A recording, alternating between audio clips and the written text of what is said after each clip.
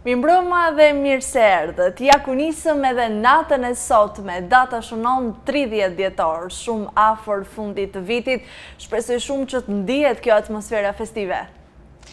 Të gjithë ju që punoni, keni lënë gjitha angazhimet për në momentin e fundit edhe pasaj darkën ja ngarkoni të zonjave të shtëpisë. Tani nuk e kemi fajnë të zonjat të shtëpisë që gjithë barra të B&B ne. Hajde ndani ato punë, bërë një listë emërore aty në familjen tuaja, burri do bëj këtë, fëmia këtë, jo të gjitha gratë se zhysin kokën në kuzhinë edhe pastaj kur vjen puna e marrin gotën, janë gjysmë të përgjumura.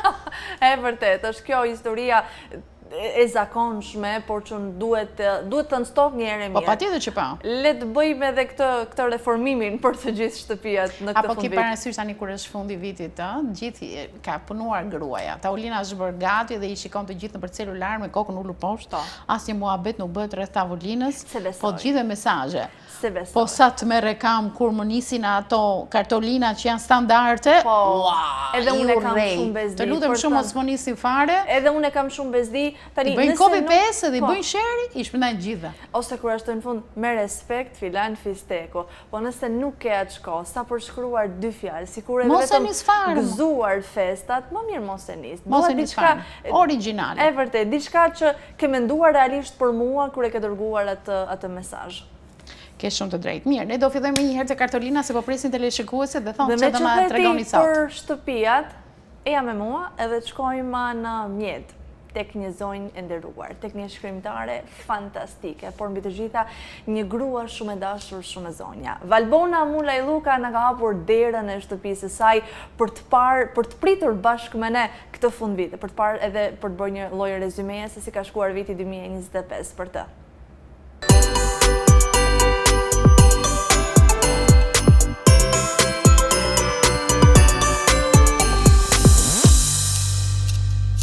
Mirëmbrëma, me ta tokim në shtëpinë e Bona Mulajlluka. Faleminderit shumë, mirë se të gjetëm, jam shumë e lumtur që jam këtu me ty. Faleminderit e mirë se erdh, kënaqësia jeme gjithmonë. Po festojmë në shtëpinë tënde. Mua më duket sikur fund viti s'ka kuptim pa një intervistë bashkë. E kemi bërë traditë prej shumë vitesh tashmë, por këtë herë është shumë e veçantë për mua sepse na ke hapur dyert e shtëpisë tënde. Të falenderoj nga zemra.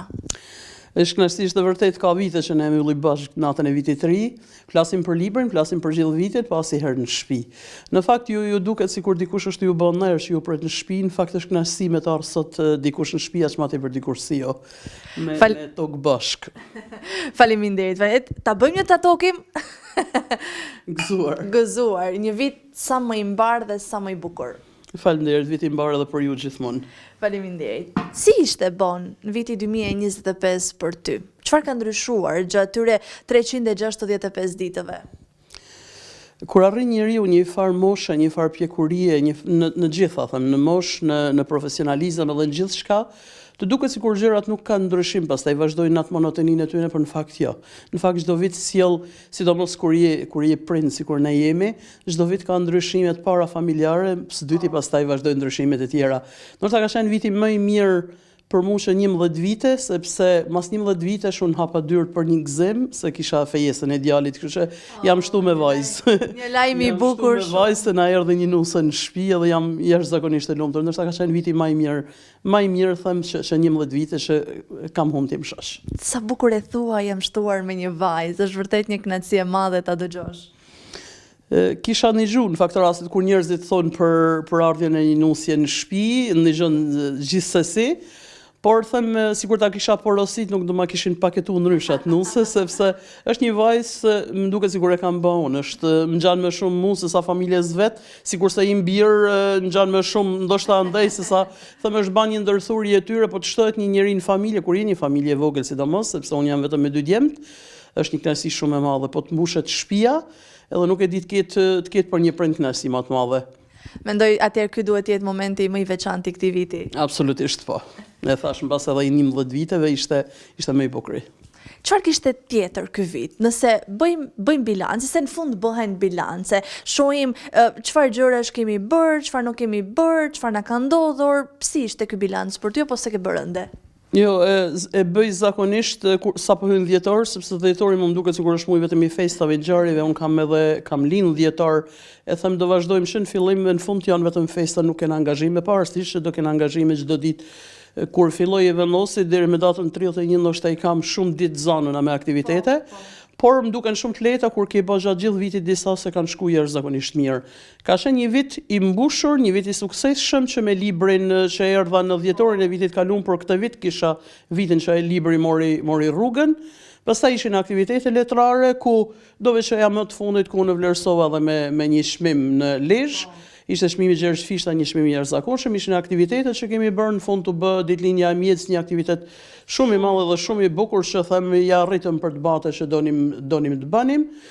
Aktivitete me gratë pafund, me pjesën e biznesit, sepse unë jam koordinatore të artizantë dhe jena edhe me datën 18-19 ne jena në Prizren në një aktivitet që do bëhet prapë atje.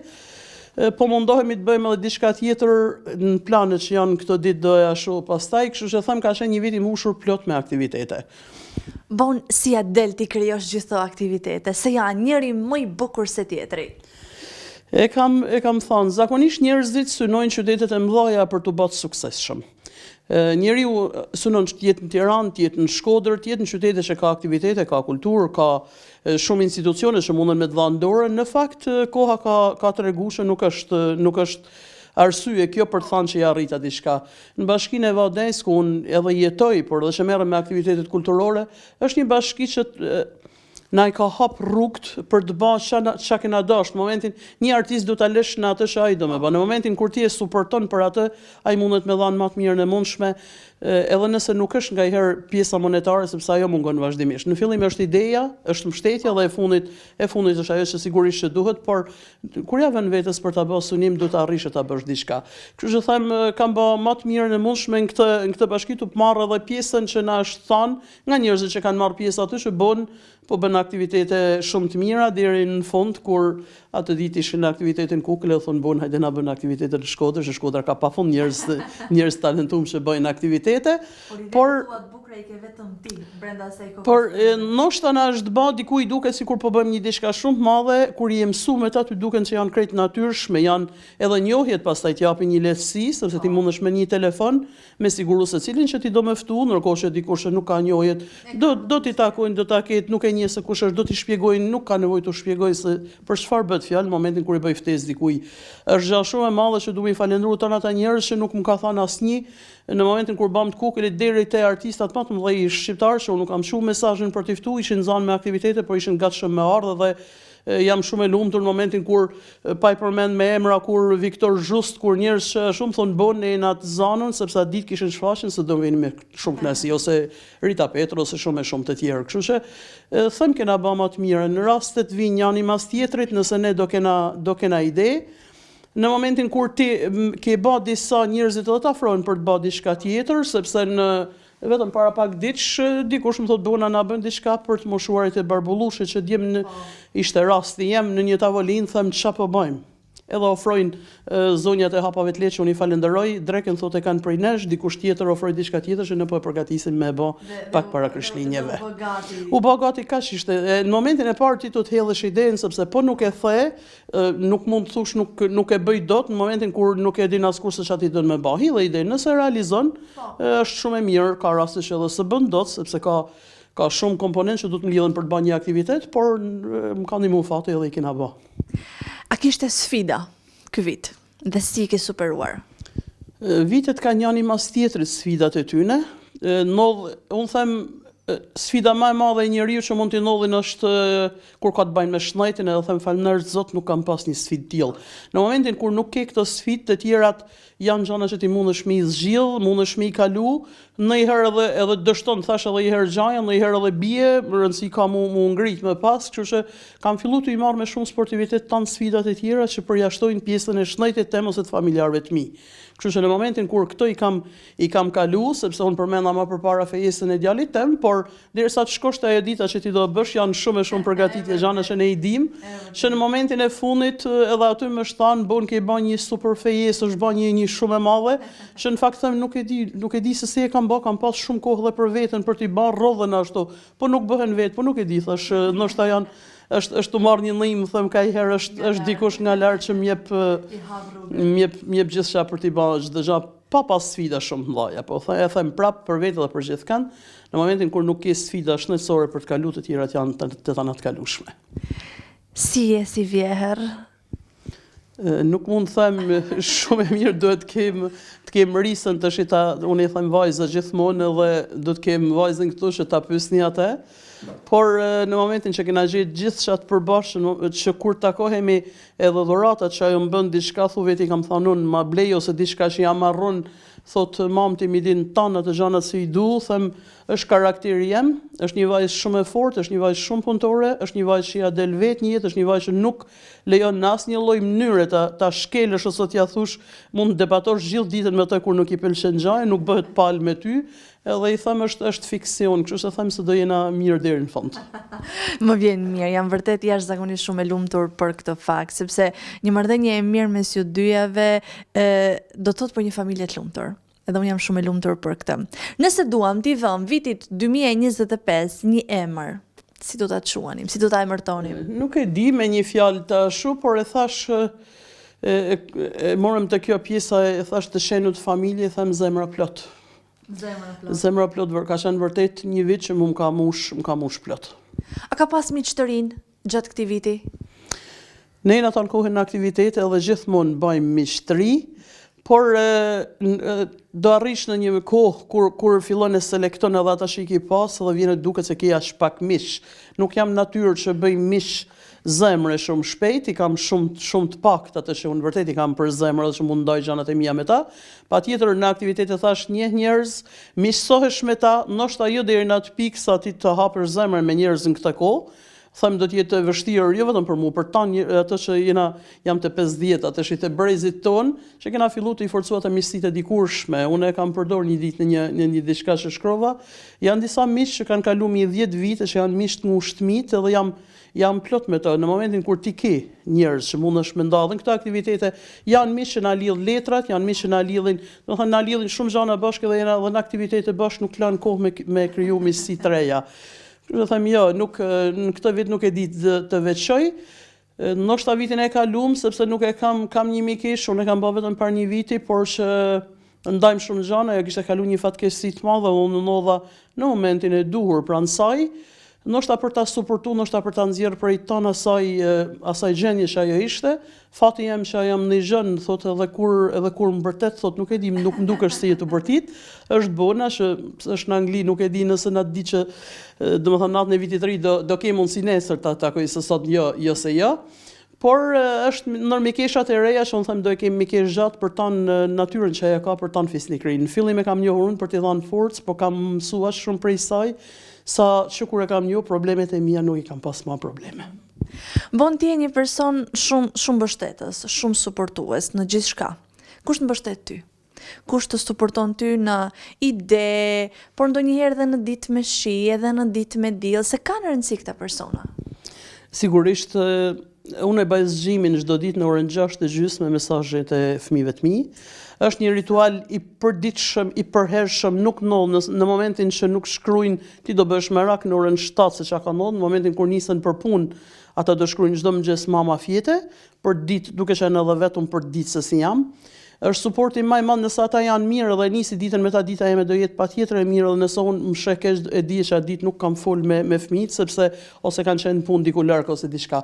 Patjetër që kena miq që mbyllim edhe darkën me ta dhe ditën që në çdo moment edhe për gjërat që ne bëjmë i ndajmë me ta, patjetër që po. Ja nis edhe i sheh, kam tim vëlla që du me e përshëndet Liridonin që nëse kam diçka unë do t'ja nis Donit, qoftë shkrimi jemi, qoftë ide, Doni si e mendon këtë gjë, ndërsa për ta në realizimin e këtyre aktiviteteve të paktën të 2-3 vite që jena tu bë aktivitete, do përshëndesja sonte Altinën. E përshëndesim fort. Që ka qenë ideatore, është ideatore jashtëzakonshme, ka një vullnet jashtëzakonshëm, ndoshta ajo ma ka lënë, edhe të shenë shumë e re. ma ka lënë tanë gjana që e mundet me ba dhe them falënderoj Zotit që e kam njohur, sepse në momentin kur vetëm shihemi me sy, e dim se këtë gjë do të bëjmë, edhe po e nisëm ajo gjë do bëhet. Kështu që ndoshta janë njerëzit kryesor, patjetër janë prindërit kur ti i ke që mundesh me fol diçka, por edhe për atmosferën nuk i ndajmë gjithmonë gjithë gjanat me ta. Po këtë do them që janë njerëzit më të afërt që unë mundem me i përshëndet ndoshta sonte. Është edhe një mikesh, duke qenë se do të jetë është Aleksandra Pasko që na ndryshojnë moshat, edhe Sandra e thot kur njerëzit e pyesin si jeni ju dy mikesha për ndryshimin e moshës që ne kemi, është pjesa që thotë bona rritet bëhet më e madhe kur rri me mua dhe unë bëhem më vogël dhe kuptona shumë mirë. Ndoshta mungesa një vajzë asaj e ka bërë me shikuar si vajzë dhe jam munduar sa kam mujt me gjetë një ditë. Ndoshta në 2 javë që mundem me ashtu se të është dita Sandrës për dalë për ta kaluar me ta në Shkodër. Kështu që janë njerëz, është aq bukur kur ke njerëz me shpirt bukur rreth teje që dëgjon që ti ja nis për ta pasur mendimin që ja u kërkon ta japin si një nan, domethënë vllai njerëzit më të dashur tut. Një mendim të sinqertë, për këtë kemi vërtet nevojë. Çfarë lëm pas në këtë vit? Ka pasur edhe gjëra të këqija ky vit, qoftë në rrafshin social, qoftë në rrafshin politik, çfarë do doje ditë lije pas? Ndoshta nuk do ishin personale, do doja të lija pas gjithë humjet e njerëzve që sot nuk i shohim më. Unë jam natyrë që jetoj ditën, nuk jam natyrë që e mendoj përgjatë që në momentin që ti ke pas një fatkesi, një njeri që të ka ikë shpejt, ti nuk e mendon më gjatë. Unë vitin që kaloj e kam fillu janarin me humjen e nënës tim shoqi, që ka qenë një ndër njerëzit më të dashur të mit, ne i kena shtëpiat këtu afër se tani që erdh, edhe unë kam dalë sa herë kur jam ngritur në gjest në kohën e pandemisë, që gjeja diçka të varur te dera, sa ja vinte pas bardhë vinte për të mos u taku bashk, por që më linte diçka, ndoshta edhe këto që janë qendrët e bame sot në shtëpi janë të bame prej nanc. Kanë një mungesë shumë të madhe sepse ishim mësuar e pa oborrit. Them një vit që doja me harru, ndoshta për hir të saj mas shumti, për hir të humjes saj, edhe për hir të tan humjes njerëzve e fatkesive që kanë ndodhur në këtë vend, që fatkesisht janë ditë pas dite edhe doja me shpirt që të kena një vit më të qetë. Vetëm për këtë personale nuk kam pas një diçka të keqe që unë du me elan pas. Jo, kjo është gjë e mirë. E ke bërë ndonjë listë me synime apo qëllime për 2026-ën? Besoj se unë kam një prestim birë që ka 3 vite pa marrë i anglisë që unë nuk kam pas mundësi me përshafu. Uroj që viti i ri të më nis me te, sepse ka pak kohë që më thot ma merë dhe sot ma merë dhe nesër, edhe ardhja ti besoj do më bëj që ta kem gjithë vitin të marrë më pas. Sigurisht do ketë ngjarje që munden me ndodhë në momentet që nuk janë të parashikume, por që kena me aktivitetet kulturore do vazhdojmë prap vitin që vjen, po fillojmë prap përgatitemi me dasmën e Skënderbeut, besoj se do kemi një tur në shkurt që do vazhdojmë përsëri sepse kishim një kohë shkputje. U bë legjendare kjo ngjarje, e bukur fort. Nuk e di, ideja që sollën ishte prap fati jam që më zgjodhen mu për të marrë me te, e që u përfshiva në atë ngjarje që na bani jo vetëm me udhëtu edhe me pa vendet ndryshme me te, por edhe me kuptu se vërtet e dona fort si figurë në çdo gjë, leshe duhet ta duam, por nuk e ditëm se do të ketë tanë këte kur e nisëm në fillim. Gjithë të impakt, fatmirësisht pat impakt mirë edhe besoj se do vazhdoj të ketë impakt tillë në vendet që ne kena me të pashku, ndoshta për hir të shumë gjanave, por kryesisht duhet marrim ndihmë për lëvizjen e trupës dhe të aktorëve për të lëviz. Besoj se vitin që vjen do jena me projekte të reja, me gjana të reja. E janë fiketuar shtetet të paktën ku do të udhtoj dasma e Skënderbeut apo ende? Besoj se do nisim me Zvicrën. Me shqiptarët e Zvicrës, duke qenë se ata kanë bërë kemi shumë shqiptar. Shumë shqiptar. E besoj se do jetë vendi i parë ku ne do shkojmë, pastaj do shohim me tutje se ku do jetë turi. Jam shumë e lumtur për ju të gjithë si staf sepse keni bërë një punë të mrekullueshme me dasmën e Skënderbeut, vërtet u bë legjendare siç edhe emri i të cilës ajo mban, edhe ju uroj vërtet shumë suksese. Jemi në kohë dhuratash. Çfarë do doje të dhuroni njerëzit? Ose cilat janë ato dhurata që i pret me shumë dëshirë? Unë kam fillu që të shitua shumë e fëmijët, se duke qenë se ditëlinja eme është 10 prej herë me festat, Krishtlindjet vinë më pas, jam mësu të i marrë dhuratat me datë 17 dhe ka qenë diçka për të qeshur, sepse fëmijët e mi ban një dhurat goxhat madhe për të ma festu ditëlinjën, thot mam ta kena ba vjet jo, i thash kam si vjet 50 vjetorin. Thot ne kena kujtu se e kishe vjet dhe zakonisht gëzohem me dhuratat e vogla, por që bëhen kamat e Nën Terezës, në gjana të vogla me dashurit madhe. Më ka nisë që tash me dhuratat sepse ishte e para, ndoshta kjo gjë që është e vume këtu është e sjell nga nusja që i konsoj di. Në momentin kur njerëzit udhtojnë edhe marrin diçka atje për ta sjell ty, do thotë që i kujtu në atë moment për të prur diçka dhe është dhurata më e mirë që mundet me të bëjë. O e thash edhe herë, ndoshta të prit ardhjen e djalit, jam të prit dhuratën më të madhe që mundet me qenë, për vitri do kem edhe djalin tjetër që do vinë, kështu që kam pas mungesa në njerëz edhe dhuratat më të mira për mua janë njerëzit që vinë gjithmonë. Kështu që nuk jam pjesë e dhuratave materiale asnjëherë. Nëse do shohësh pothuajse shumica e gjërave në shtëpitë me janë dhurata të sjellve për njerëz, janë dhurata të vogla, por që tana mbartin një diçka nëse do i marr secilën dorë, ka secila historinë e vet, nuk janë diçka që un kam shku i kam ble për të qenë diçka e shtrenjtë, por janë gjëra tana me histori. Të falenderoj pafund për gjithë të intervistë kaq të bukur, për këtë mikpritje kaq të ngrohtë që na dhurove. E mbyllim me një urim për të gjithë miqtë e Tatokim. Ndoshta është urimi jo i njëjti, por urimi që e nisa dhe pare për të thënë diçka. E dim se jeta nuk është e lehtë për asnjëri. E dim se secili prej nesh do ketë sfida në çdo vit pas viti, nëse e thash edhe herë, nëse kemi mirë familjarët tanë, kemi tanë të mirat. Fatkeqësisht ka njerëz që këtë nuk e dinë, ndoshta ka njerëz që ndihen bosh në veten e tyre për shumë gjana. Në momentin bërshllekun më të madh ta lanë njerëzit dhe urojnë mos ta provojnë, ata që nuk e kanë provuar mos ta provojnë kurrë, ata që e kanë provuar e dinë shumë mirë.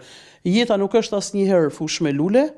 Do jetë gjithkohë, do të ketë terrin, do të ketë bardhat, uroj të shohin në atë errësirën të gjejnë një diçka që të kapen pas saj për të ecë përpara, në atë fushën me lule të ta shohin me ngjyra, mos ta shohin asnjëherë bardhëzi, sepse jeta është ashtu sikur ta shohësh. Do të vinë çdo vit, do ketë të mirat e të këqijat e saj, mundon të kapin i mas të mirave, sepse besoj se do vinë mirë. Unë e kam gjithmonë këtë flas, edhe jam një njerëz që nuk ankohem kurrë, jam një njerëz që ju kënaqem edhe gjërat të vogla dhe them fatmirësisht më ka ardhur jeta e tillë.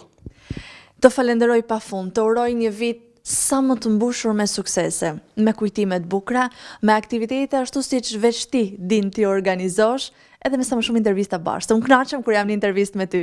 Noel, faleminderit, ju uroj gëzuar edhe ju, të keni një vit mbar, e di se keni mbyll këtë vit me shumë lodhje, me shumë sepse aktivitetet janë të shumta, por uroj që vitet që vjen t'ju sjell vetëm gjëra të mira, sepse edhe këto aktivitete pavarësisht se ju lodheni jeni gjithkohën, është puna juaj dhe unë e di që ju e bëni me shumë kënaqësi, nuk e bëni nuk është thjesht profesion, është pasion që jeni gazetar dhe ju bëni shumë mirë. Faleminderit.